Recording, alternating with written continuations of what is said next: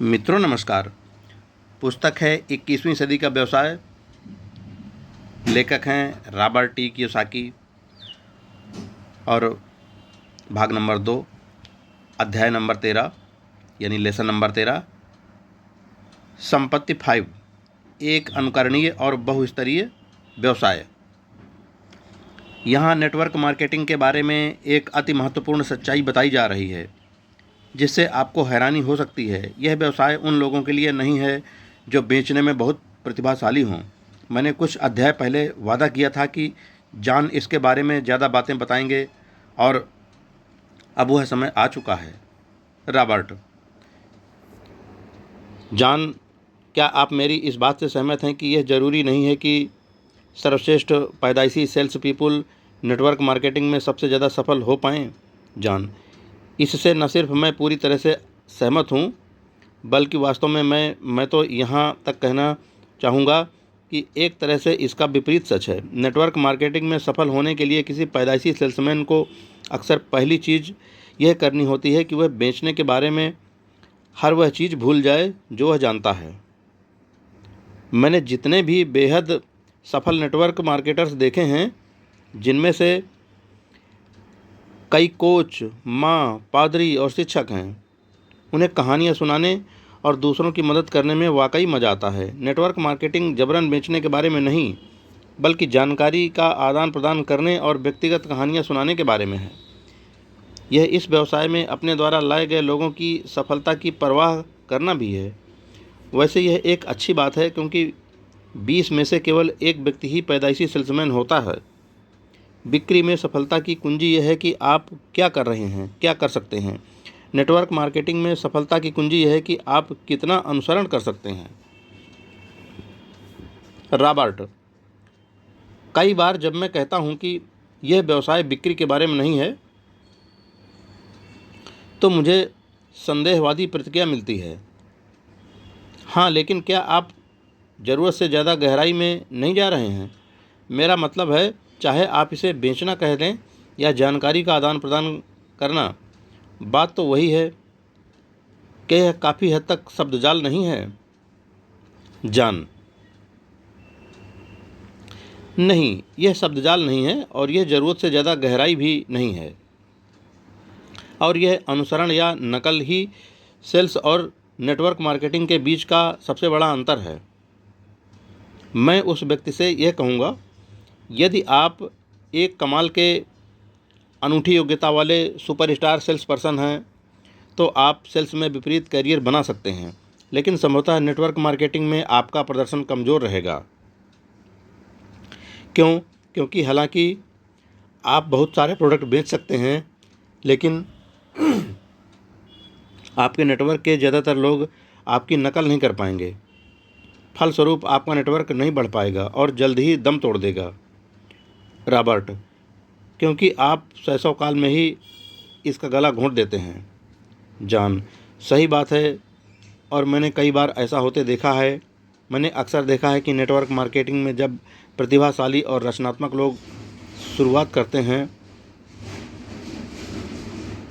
तो वे ईंट की इस दीवार से सिर टकराकर नाकाम हो जाते हैं, क्योंकि वे सोचते हैं कि अपनी अनूठी उपाय कुशलता, गुणों और विशेष योग्यताओं का इस्तेमाल करने से ही वे सफल हो सकते हैं। लेकिन अहम सवाल यह नहीं है कि आप क्या कर सकते हैं, सवाल तो यह है कि आप क्या कर सकते हैं और फिर दूसरे भी क्या कर सकते हैं। मैंने कंपनियों को भी यही गलती करते देखा है। वे व्यक्तिगत बिक्री के उच्च स्तरों को बहुत महत्व देती हैं, लेकिन हर एक को यह दिखाने पर ज़्यादा जोर नहीं देती हैं कि वे अपने प्रयासों को दूसरों के जरिए बहुगुणित कैसे कर सकते हैं। यहाँ शीर्ष सेल्स पर्सन बनने की योग्यता नहीं, बल्कि अनुसरण या नकल करने की योग्यता जादुई कुंजी है।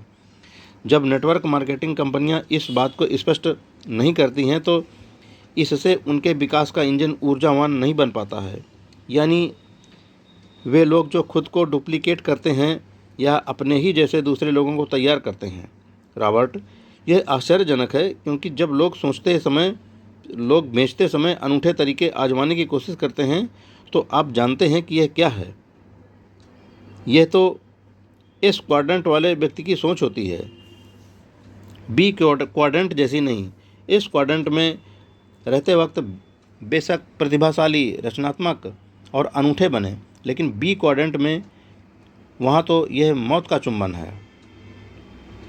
हेनरी फोर्ड ने अपने कर्मचारियों की अनूठी योग्यताओं और प्रतिभाओं के आसपास बिजनेस मॉडल बनाकर एक साम्राज्य नहीं बनाया, और वह पृथ्वी का नक्शा नहीं बदला। देखिए, वे अपनी कारों को हाथ से बनाने के लिए मजदूर रख सकते थे। वे कारें गजब की होती और शानदार, और शायद वे सैकड़ों कारें बेच भी सकते थे, लेकिन इसके बजाय उन्होंने एक ऐसा मॉडल तैयार किया जिसमें साधारण लोग अपना समय तथा प्रयास लगा सकें और व्यापक पैमाने पर करोड़ों कारें बना सकें। फोर्ड ने बी क्वाड्रेंट में रहने वाले व्यक्ति की तरफ सोचा। जॉन, मैं इस तरह से इसे नहीं कहता, लेकिन मामला बिल्कुल यही है। यदि आप नेटवर्क मार्केटिंग में सफल होना चाहते हैं तो आपको इसी तरीके से सोचना होता है। एक बार फिर आपके नेटवर्क मार्केटिंग व्यवसाय को असली शक्ति इस बात से नहीं मिलती कि आप क्या कर सकते हैं, बल्कि इस बात से मिलती है कि आप कितना अनुसरण कर सकते हैं। दूसरे शब्दों में, आप अपना व्यवसाय ऐसा बनाना चाहते हैं जिसकी लगभग हर व्यक्ति तत्काल नकल कर सके। क्यों?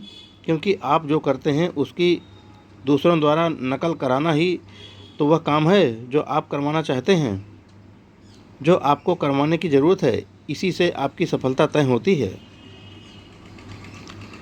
हम एक पल में डुप्लीकेशन या नकल के इस विचार विमर्श को आगे बढ़ाएंगे, लेकिन उससे पहले मैं बहुस्तरीय शब्दावली के बारे में थोड़ी बात करना चाहता हूँ। हेडिंग: असीमित बहुस्तरीयता के लिए सूचना के औजार। जॉन ने कहा कि डुप्लीकेशन ही रहस्य है। इसे कहने का एक और तरीका यह है, आपके व्यवसाय की शक्ति इसकी बहुस्तरीयता में है। बहुस्तरीय व्यवसाय वह होता है जिसमें किसी भी स्तर पर काम किया जा सकता है। उद्यमियों के मामले में यह अक्सर सफलता या असफलता का अहम मुद्दा होता है। संसार में ऐसे कई संभावित उद्यमी भरे पड़े हैं जो अद्भुत व्यवसाय खड़े कर लेते हैं, जब तक कि वे इतने छोटे पैमाने पर चलें कि वे व्यक्तिगत रूप से व्यवसाय के हर पहलू को नियंत्रित कर सकें। लेकिन बहुत कम उद्यमी यह बात समझ पाते हैं कि अपने छोटे से बिजनेस मॉडल को बड़ा कैसे बनाएं, ताकि उनकी प्रत्यक्ष सहभागिता के बिना ही व्यवसाय बार बार बहुगुणित हो सके।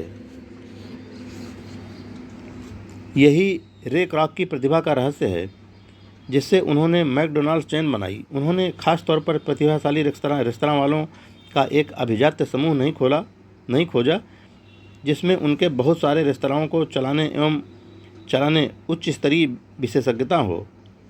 इसके बजाय उन्होंने एक ऐसा तंत्र बनाया जिससे विशेषज्ञता रेस्तरां में ही आ जाए। यही काम स्मार्ट नेटवर्क मार्केटिंग कंपनियों ने किया है। केवल बेहद निपुण वक्ताओं, प्रस्तुति देने वालों और सेल्स पीपल को नियुक्त करने की कोशिश करने के बजाय उन्होंने सूचना साधनों के रूप में प्रस्तुति को तंत्र में ही स्थापित कर दिया है। और जैसा जॉन स्पष्ट करते हैं, यह रातों रात नहीं हुआ। जॉन, नेटवर्क मार्केटिंग के शुरुआती दिनों में इसके सदस्यों के सामने एक गंभीर चुनौती आई। हालांकि यह सच है कि हर व्यक्ति प्रस्तुति देना सीख सकता है, लेकिन यह सच नहीं है कि हर व्यक्ति प्रभावी प्रस्तुति दे सकता है। इसका मतलब था कि सैद्धांतिक रूप से तो कोई भी इस व्यवसाय में सफल हो सकता था, लेकिन वास्तव में ऐसा नहीं था। शुरुआती दिनों में यह व्यवसाय जरूर सचमुच बेहतरीन प्रस्तुति देने वाले लोगों पर निर्भर रहा, और इसमें सफल होने का एक बड़ा हिस्सा यह सीखना था कि बेहतरीन प्रस्तुति कैसे दी जाए। लेकिन सेलिंग की तरह ही प्रभावी और पेशेवर प्रस्तुति देने में भी बहुत कम लोग निपुण हो पाते थे। इस कारण व्यवसाय के फलने फूलने की क्षमता काफ़ी सीमित होने लगी। रॉबर्ट, और यहीं पर प्रस्तुति के साधन तस्वीर में आते हैं। जॉन, यही है, वर्षों पहले लोगों ने ब्रोशर्स और सेल्स बुक्स के जरिए इसे चलाने की कोशिश की थी और वे काफ़ी हद तक कामयाब भी हुए। हालांकि आम आदमी बेहतरीन प्रस्तुति तो नहीं दे सकता था, लेकिन वह संभावित ग्राहक को अपना ब्रोशर या कैटलॉग जरूर दिखा सकता था। वैसे बुकलेट्स और ब्रोशर्स इतने रोचक नहीं होते कि वे किसी की रुचि को उस तरह जागृत कर दें जिस तरह एक ज़बरदस्त वक्ता की बेहतरीन प्रस्तुति जगा सकती है। वैसे पिछले कुछ दशकों में प्रस्तुति की तकनीक में भारी बदलाव आया है। डिजिटल टेक्नोलॉजी के विस्फोट ने खेल के मैदान को समान बना दिया है। डिजिटल टूल्स, सीडी, डीवीडी और ऑनलाइन मीडिया की बदौलत किसी सजीव प्रस्तुति की रोचकता और प्रभावी गुणवत्ता का दोबारा दोहन करना अब संभव हो रहा है। रॉबर्ट, मुझे यह बात दिलचस्प लगती है कि आपने इस पुस्तक का शीर्षक 21वीं सदी का व्यवसाय रखा है। हालांकि यह व्यवसाय कई दशकों से चला आ रहा है, लेकिन बहुत वास्तविक अर्थ में यह बिजनेस मॉडल इसी समय अपनी सच्ची संभावना तक पहुंच रहा है। और इसका एक कारण वह भी है जिसके संदर्भ में हम बात कर रहे हैं। आज जब हम अपना खुद का नेटवर्क मार्केटिंग व्यवसाय शुरू करते हैं तो आपको कोई कुशल सार्वजनिक वक्ता होने की ज़रूरत नहीं है। ऐसा बनने की कोशिश वास्तव में आपको नुकसान पहुंचा सकती है, क्योंकि मैं फिर कहता हूं, यह बहुत विशेषज्ञतापूर्ण योग्यता है, इसलिए इसका व्यापक अनुसरण या नकल संभव नहीं है। इसीलिए आप खुद को विशेषज्ञ वक्ता बनने और अनूठी प्रस्तुति देने के लिए प्रशिक्षित नहीं करते हैं, बल्कि उन बिजनेस टूल्स का इस्तेमाल करते हैं जो आपकी कंपनी ने आपको प्रस्तुति देने के लिए दिए हैं। यही नहीं, इन बिजनेस टूल्स की लागत काफ़ी कम होती है, इसलिए भी क्योंकि उन्हें सस्ता बनाना कंपनियों के हित में होता है, और इसलिए भी क्योंकि टेक्नोलॉजी के कारण अब यह संभव हो गया है। कम लागत, उच्च गुणवत्ता की सीडीज, डीवीडीज और ऑनलाइन प्रस्तुतियों, उच्च गुणवत्ता के लाइव ऑडियो और वीडियो ने सचमुच प्रजातांत्रिक और बहुस्तरीय नेटवर्क मार्केटिंग व्यवसाय के सपने को संभव बना दिया है। यह एक ऐसा बिजनेस मॉडल बन गया है जिसकी बदौलत करोड़ों लोगों को शामिल होने और उत्कृष्ट बनने का अवसर मिला है। क्या आपको एहसास है कि इसका क्या मतलब है? इसका मतलब है कि जब आप अपना नेटवर्किंग व्यवसाय शुरू बनाते हैं तो आप एक बहुस्तरीय संपत्ति बना रहे हैं। सरल भाषा में इसका यह अर्थ है कि आप अपने व्यवसाय को जितना चाहें उतना बढ़ा सकते हैं। वैसे आगे जाने से पहले मुझे एक बार फिर खलनायक की भूमिका निभानी होगी।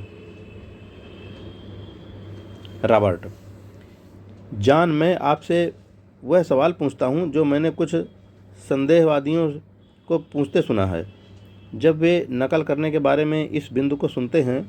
अगर आपको सचमुच शीर्ष सेल्स पर्सन बनने की ज़रूरत नहीं है और आपको विशेषज्ञ वक्ता या प्रस्तुति देने वाला बनने की भी ज़रूरत नहीं है, तो फिर आपको करना क्या है? कंपनी को आपकी ज़रूरत ही क्यों है? जॉन, आपके नेटवर्क के कारण, इसीलिए इसे नेटवर्क मार्केटिंग कहा जाता है, और इसीलिए कंपनी को आपकी ज़रूरत है, और इसीलिए वह आपको भुगतान करती है। नेटवर्क मार्केटर के रूप में आपका काम यह होता है कि आप लोगों से संपर्क करें, उन्हें उन प्रोडक्ट्स का अनुभव लेने के लिए आमंत्रित करें जिनके बारे में आप रोमांचित हैं, उन्हें अपने पास उपलब्ध जानकारी बताएं और फिर उनसे दोबारा संपर्क करें। जब वे इस व्यवसाय में आपके साथ जुड़ने का फैसला कर लें, तब आप उन्हें उत्साह से अपने अनुभव बताते हैं और आपने जो सीखा है वह सीखने में उनकी मदद करते हैं। एक बार फिर यहाँ भी ऐसे डिजिटल टूल्स हैं जो प्रशिक्षण की विशेषज्ञता और बहुत सारे बोझ को आपके कंधों से हटा देते हैं। आपका काम संबंध बनाना है, बातचीत करना है, संभावनाओं को टटोलना है, लोगों से जान पहचान बढ़ाना है और यह समझने में उनकी मदद करना है कि यह व्यवसाय किस बारे में है। तो इस व्यवसाय के कुछ हिस्से हैं जहां एक औजार आपसे बेहतर काम कर सकता है, यह प्रस्तुति है और कुछ हद तक प्रशिक्षण।